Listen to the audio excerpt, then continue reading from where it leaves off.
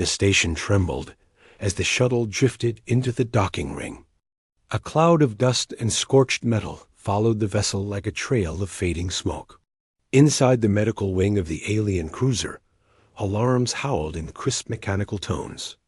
Rows of medics with pale silver skin and wide luminous eyes rushed toward the landing bay.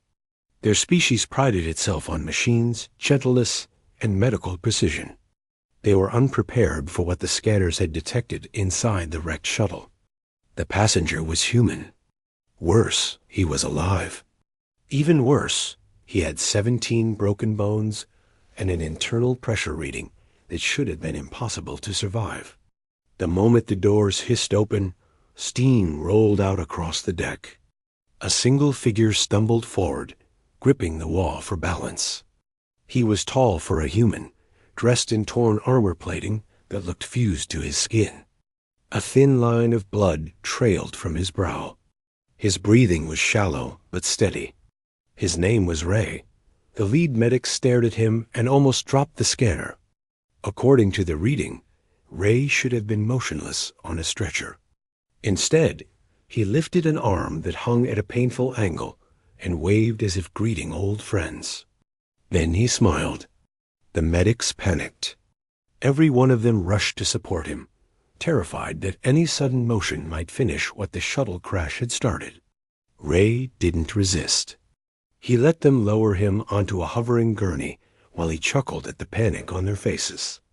The sound of it only made them more frantic.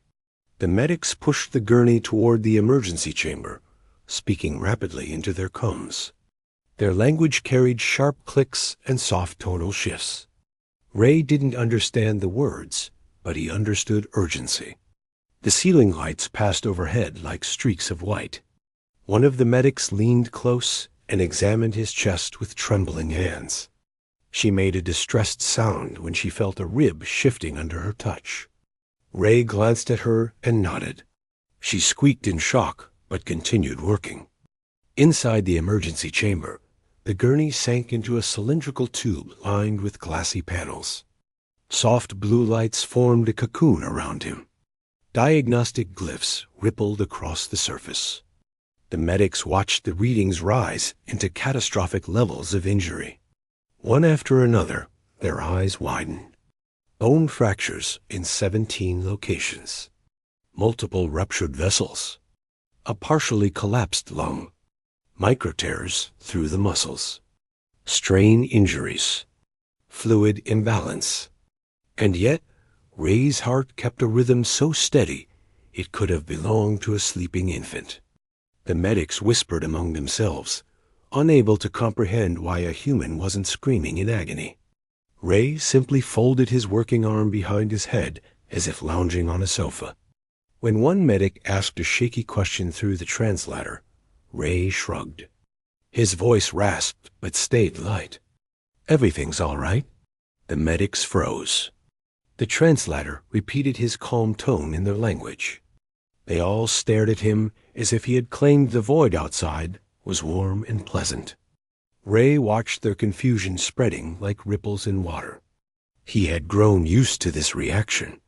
Humans didn't register pain the way many species expected. Sometimes they powered through it. Sometimes they joked.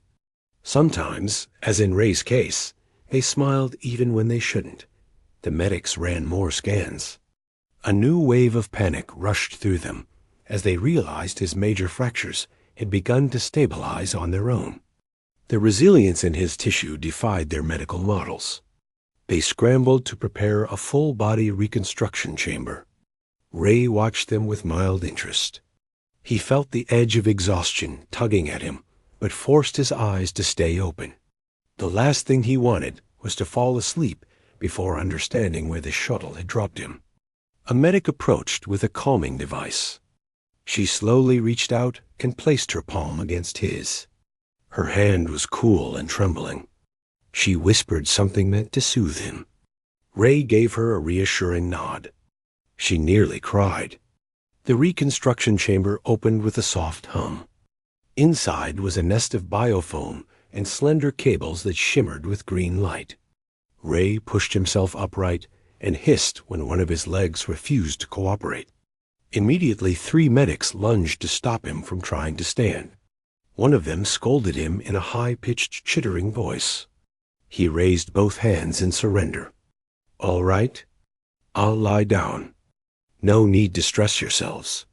The translator echoed him. The medics looked even more distressed. They eased him into the chamber, careful not to jostle injuries. When the lid sealed, green light washed over him. The foam wrapped around his body like a warm fluid. The reconstruction started with a soft vibration. Ray inhaled sharply. The sensation felt like 1,000 fingers prodding his bones. But he still didn't cry out. The medics watched the monitors. The chamber tracked the healing progress in real time. Ray's tolerance for the increasingly intense procedure stunned them. Several medics whispered that humans might be built from reinforced alloy. Others wondered if humans lacked nerve endings. A senior medic insisted that humans must have evolved a pain threshold so high it bordered on myth. Ray grinned at the guesses. If only they knew how many times he had walked away from worse. Hours passed. The reconstruction chamber hummed like a massive heartbeat. Ray drifted in and out of shallow rest. His mind drifted back to the mission that had placed him in the shuttle in the first place. He had been escorting a convoy away from a war front. The enemy ships found them sooner than expected. The resulting battle had carved fire through the sky. He remembered forcing the shuttle through a collapsing corridor of debris. He remembered shielding the injured crew. He remembered the final explosion that tore one of the engines free. After that, there was only the impact.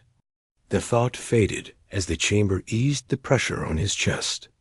The medics gasped when his collapsed lung reinflated. The machine noted accelerated bone knitting. His ribs aligned cleanly. His leg fractures mended with precision. A medic clapped in excitement. Ray lifted a thumb from inside the chamber. When the chamber opened, warm air spilled out. Ray slowly rose to his feet. The medics fluttered around him, adjusting support beams and offering gentle touches to steady him. He waved them off with that same effortless smile. His steps were heavy but sure. The senior medic stepped forward and held up a tablet. Through the translator, she asked him a question. Why had he smiled when he first arrived? Ray considered the question. He scratched at his jaw and exhaled. "Because," he said, "I was alive." That was enough. The senior medic blinked in disbelief. She repeated the answer to her colleagues. A dozen pairs of glowing eyes widened.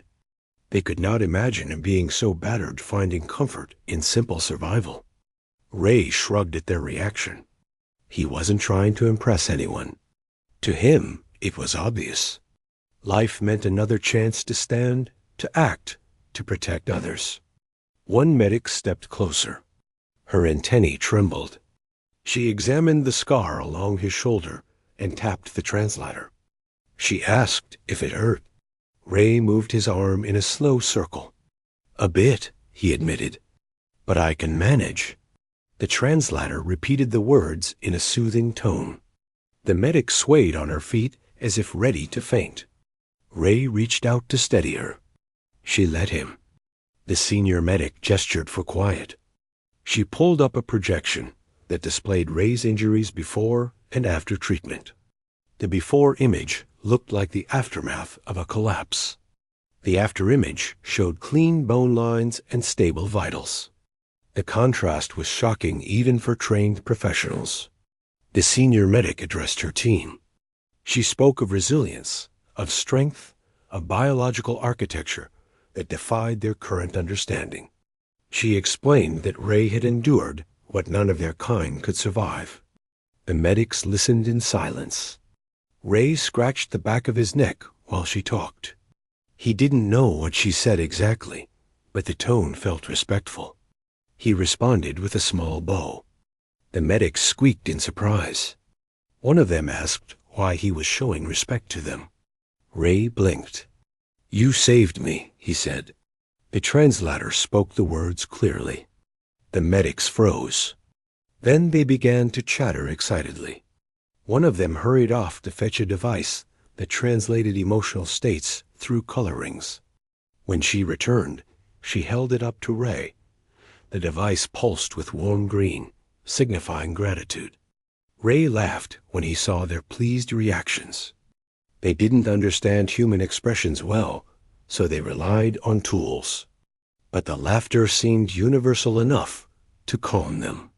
The senior medic beckoned him to follow. She led him through the medical wing, past rows of treatment bays. Aliens of different species glanced up as he passed. Some stared with widened eyes.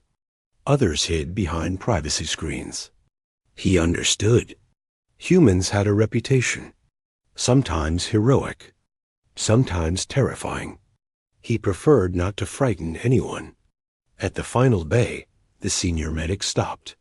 She gestured to a chair and insisted he rest. Ray sat. She activated the translator again.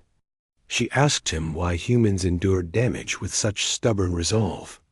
Ray leaned forward and rested his arms on his knees. He thought for a long moment. "We keep going," he said, "because someone always needs us to." The translator relayed the answer. The senior medic considered the words. She murmured something that sounded like a soft hum of respect. She stepped aside while he stretched his limbs. Pain flickered inside him, but it was mild, manageable.